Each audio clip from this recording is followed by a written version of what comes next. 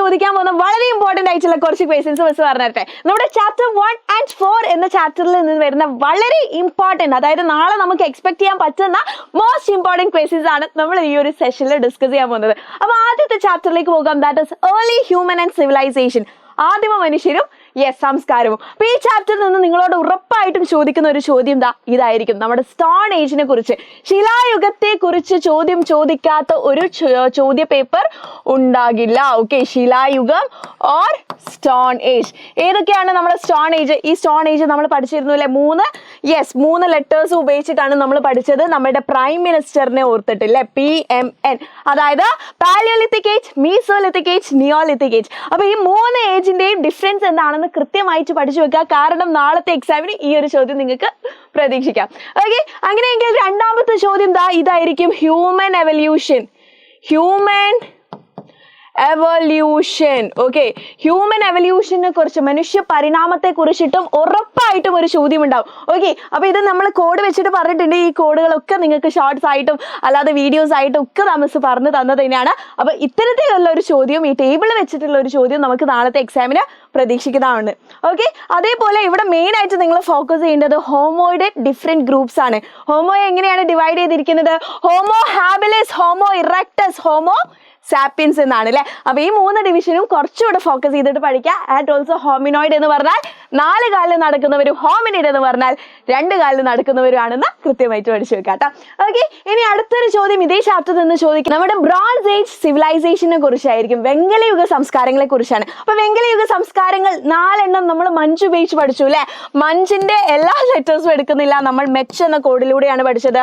മീസോപ്പൊട്ടാമിയൻ civilization, Egyptian civilization, Chinese and Harappan civilization ആണുള്ളത്. അപ്പൊ ഈ 4 സിവിലൈസേഷന്റെയും പ്രത്യേകതകളും അതിലെ പ്രധാന നഗരങ്ങൾ, ഓക്കെ, നോട്ട് ചെയ്യുക, സിറ്റീസ് ഏതാണെന്ന് കൃത്യമായിട്ട് പഠിച്ചു വെക്കുക. കാരണം ചോദ്യ പേപ്പർ ഇത്തരത്തിലൊരു ചോദ്യം കൂടെ നിങ്ങൾക്ക് പ്രതീക്ഷിക്കാം. ഓക്കെ, ആൻഡ് ഓൾസോ ഈ ഓരോ സിവിലൈസേഷൻ എവിടെയാണ് നടന്നത്? നദിയുടെ അടുത്താണ്, റിവേഴ്സിന്റെ അടുത്താണ് അല്ലെ. അപ്പൊ അതിനുള്ള കോഡുമാണ് നിങ്ങൾക്ക് ഇവിടെ തന്നിരിക്കുന്നത്. ഇതേ കോഡ് തന്നെ നമ്മൾ എല്ലാ ക്ലാസ്സിലും ഡിസ്കസ് ചെയ്തിട്ടുണ്ട്. അപ്പൊ ഈ ഒരു കോഡ് ഉപയോഗിച്ചിട്ട് നിങ്ങൾ സിവിലൈസേഷൻസും അത് നടന്ന റിവേഴ്സും ഏതാണെന്ന് പഠിച്ചു വെക്കാം. ഇനി അടുത്ത ചാപ്റ്ററിലേക്ക് പോകാം, from the globe to the map അല്ലെ. എന്താണ് ഗ്ലോബിൽ നിന്ന് ഭൂപടത്തിലേക്ക് എന്ന ചാപ്റ്ററിൽ നിന്ന് ഉറപ്പായിട്ടും ഒരു സംശയം വേണ്ട, ഇത്തരത്തിലുള്ള ഒരു ചോദ്യം. ഓക്കെ, നമ്മളുടെ ഗ്ലോബ് ബേസ് ചെയ്തിട്ട് നമ്മുടെ ഭൂമിയിലെ ഓരോ രേഖകൾ, ഏത് രേഖകളാണ്? അക്ഷാംശ രേഖകളെ പറ്റിയും രേഖാംശ രേഖകളെ പറ്റിയും, 2 രേഖകളെ പറ്റിയും ചോദ്യങ്ങൾ ഉണ്ടാവും. അപ്പൊ അക്ഷാംശ രേഖ എന്ന് പറയുമ്പോൾ കൺഫ്യൂസ് ആവരുത്. ബർഗറിലെ പാറ്റി ഒക്കെ വെക്കുന്നത് പോലെ ഈ ഒരു ലൈനിലുള്ളതിനെയാണ് നമ്മൾ അക്ഷാംശ രേഖ എന്ന് പറയുന്നത്. ഇനി നമ്മൾ ഉപ്പിലിട്ടത് ഓർത്തിട്ട് രേഖാംശ രേഖകൾ പഠിക്കുക. ഓക്കെ, താഴോട്ടുള്ളതാണ് രേഖാംശ രേഖകൾ. അപ്പൊ ഇതിനെ ചൊല്ലിയിട്ട് ഇങ്ങനെയുള്ള ഒരു ക്വസ്റ്റ്യൻ കൂടെ ഉണ്ടാവും. ഇവിടെ ഓരോന്നിന്റെയും ഡിഗ്രി എത്ര, ഇക്വേറ്റർ ഡിഗ്രി എത്രയാണ്, പിന്നെ ഓരോന്നും എത്ര ഡിഗ്രിയാണ്, അതായത് ട്രോപ്പിക് ഓഫ് ക്യാൻസറും കാപ്രിക്കോണും നമ്മുടെ ആർട്ടിക് വൃത്തവും അന്റാർട്ടിക് വൃത്തത്തിന്റെ ഒക്കെ ഡിഗ്രി നിങ്ങൾ നോട്ട് ചെയ്ത് വെക്കണം. കാരണം ഉറപ്പായിട്ടും എക്സാമിന് ചോദിക്കും കേട്ടോ.